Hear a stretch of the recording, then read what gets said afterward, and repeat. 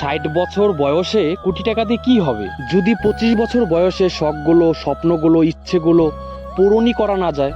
আপনার 25 বছর বয়সে আপনার যে শখগুলো থাকবে, ইচ্ছাগুলো থাকবে, আপনার যে নিজের মনের আগ্রহগুলো থাকবে, জীবনেও সেটা আপনি 60 বছর বয়সে প্রচুর টাকার মালিক হলেও তখন আপনি পারবেন না। তো ছোট্ট থেকে, একদম ছোট্ট থেকে আস্তে আস্তে আস্তে আস্তে শুরু করেন।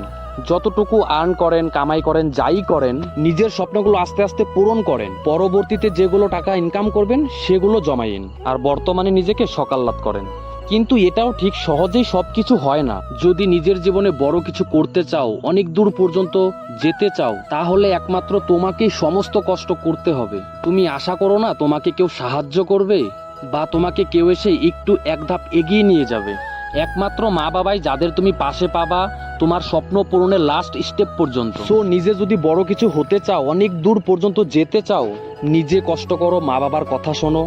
মা বাবার কাছ থেকে সবসময় ভালোবাসা পাবে। যত দ্রুত সম্ভব আয় করতে শিখুন। বাবা মার সময় কিন্তু খুব বেশি নাই।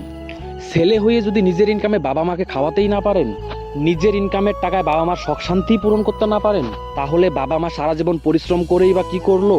আর আপনি বা আপনার ঋণগুলোই বা কিভাবে শোধ করবেন? আপনার জীবনে কোনোদিন যদি নিজে ইনকাম করে বাবা মার শখ শান্তিগুলো পূরণ করতে না পারেন, তাদের নিয়ে আহ্লাদ ফুর্তি না করতে পারেন, এই আফসোস জীবনে কোনোদিন ভুলতে পারবেন না। যত দ্রুত সম্ভব নিজে ইনকাম করতে চেষ্টা করুন, তাহলে নিজের ঋণও ছুটাইতে পারবেন, জীবনে অসম্ভব একটা শান্তিও খুঁজে পাবেন।